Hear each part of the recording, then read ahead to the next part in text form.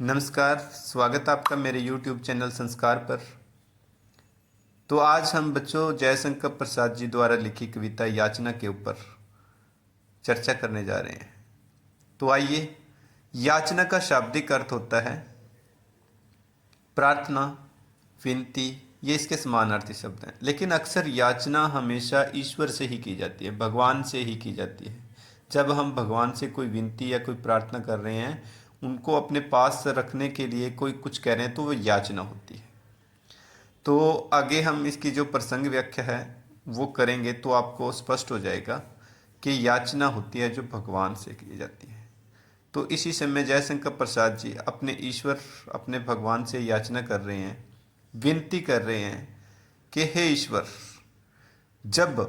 प्रलय का हो समय, प्रलय का समय हो, प्रलय होता है विनाश, नष्ट हो जाना सब कुछ, तो ऐसा समय आए कि प्रलय आ जाए, सब कुछ विनाश की ओर हो। तो ऐसे समय में जब ज्वालामुखी,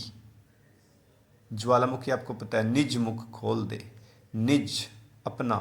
मुख मुंह खोल देता है, यानी कि जब ज्वालामुखी अपना मुंह खोल दे, यानी कि आग उगलता रहा, सब और विनाश ही विनाश हो, तो सागर उमड़ता आ रहा हो, सागर भी अपने जोरों शोरों से उमड़ता आ रहा हो, यानी कि हमारी ओर जल लेकर आ रहा हो, सब कुछ जैसे डुबो देगा। ऐसे ही शक्ति साहस बोल दे, हमारा शक्ति और साहस बोल दे कि मैं काम नहीं करूँगा, यानी कि हमारा शक्ति और साहस काम करना छोड़ दे। तो ऐसे समय में हे ईश्वर, मेरी याचना है, मैं आपसे विनती करता हूँ, प्रार्थना करता हूँ। और भी उन्होंने उदाहरणें दी हैं कवि ने कि ग्रह गण, सभी ग्रह, ग्रह गण होता है सभी बहुवचन, जब भी ग्रह, जब सभी के सभी, केंद्र च्युत, केंद्र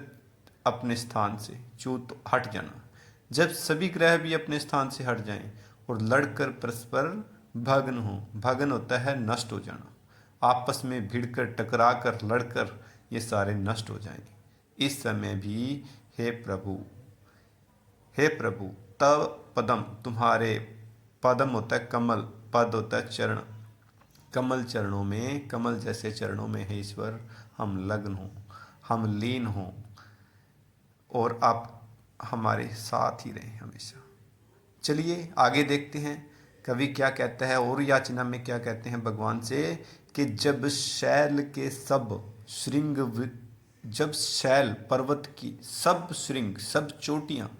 विद्युत वृंद, विद्युत बिजली होता है, वृंद होता है समूह, बिजलियों के समूह के कारण, आघात से, उनके चोट के कारण, जब शैल पर्वत के चोटियां, विद्युत वृंद, बिजलियों के समूह से के आघात से, उनकी चोट से क्या हो घिरे रहे भीषण, मचाते विश्व में व्याघात से। भीषण होता है महाभयानक, विश्व संसार में व्याघात, चोट कर रहे हो, दुख पहुंचा रहे हो, विघ्न डाल रहे हो।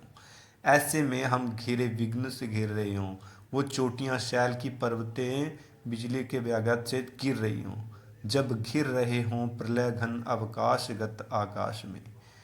जब घिर रहे हों प्रलय, प्रलय तूफान होता है, भयंकर होता है, घन बादल,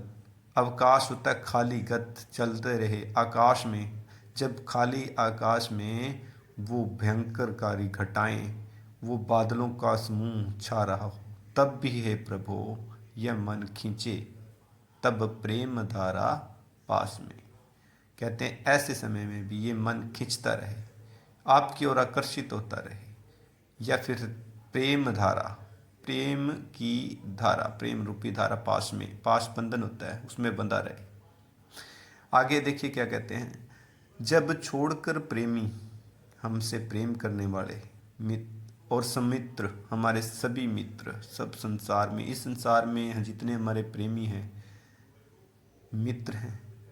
वो सारे हम इस छोड़कर चले जाएं, इस घाव पर छिड़के नमक, और नमक छिड़कना और दुख देना, तो हमारे घावों पर नमक छिड़कर, यानी कि हमें और तकलीफ में डाल रहे हों, दुख बड़ खड़ा आकार में, दुख अपने साकार रूप में, बड़े आकार रूप में हमारे सामने आकर खड़ा हो जाए। ऐसी स्थिति में हे करुणानिधे, हे दया के भंडार, हे ईश्वर, हे प्रभु, हो दुख सागर, हम दुख के सागर में डूबे हों, बहुत ज़्यादा दुख में हों, कि हम आनंद में या फिर हम आनंद में हों, खुश हों। मन मधुप हमारा मन रूपी भंवरा, भंवरा हमेरा हमेशा फूलों की ओर ऊपर मंडराता है, आपको पता है। तो ऐसे ही हमारा मन रूपी भंवरा विश्वस्त पूरे विश्वास के साथ, प्रमुदित पूरे प्रसन्न रूप से, तब चरण अरविंद में, आपके चरण अरविंद कमल होता है, कमल के समान, कमल के समान चरणों में मेरा मन रूपी भंवरा हमेशा मंडराता रहे, वहीं पर रहे, आपके चरणों में ही रहे हे प्रभु। आगे देखिए क्या कहते हैं कवि कि हम हों सुमन की सेज पर, फूलों की, सुमन फूल होते हैं सेज पर, सो कंटकों की बाढ़ में या फिर कांटों की बाढ़ में। बाढ़ होता है जैसे झाड़ियों के, हम खेत के द्वारा खेत के आसपास चारों तरफ झाड़ियाँ लगा देते हैं ना, उसको बाढ़ कहते हैं। तो वो झाड़ियाँ हों कांटों भरी, सुमन की सेज हो, फूलों की सेज हो या कांटों की बाढ़ हो, तो ऐसों में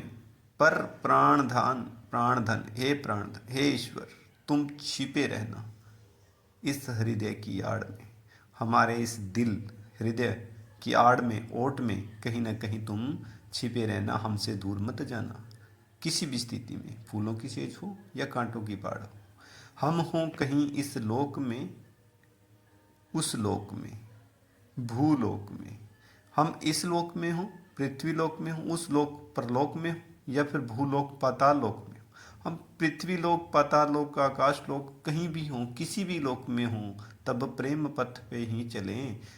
प्रेम पथ में ही चलें। आपसे प्रेम रूपी जो हमारा रास्ता है, आपकी ओर जो लेके चलता है, हे नाथ हम इस आलोक में, इस रोशनी में, इस प्रकाश की ओर बढ़ते रहें, आप ही की ओर हम चलते रहें। बस मेरी आपसे यही याचना है, यही विनती है, यही प्रार्थना है कि हम आपको ना भूलें, तब आलोक में हम आप ही की ओर बढ़ते रहें, रोशनी की ओर बढ़ते रहें। बस आज के लिए इसका इतना ही। इसका मतलब भगवान से प्रार्थना, विनती, याचना कर रहे हैं कवि कि कैसे हम, आप हमारे साथ ही रहें किसी भी परिस्थिति में। तो बस बच्चों आज के लिए इतना ही।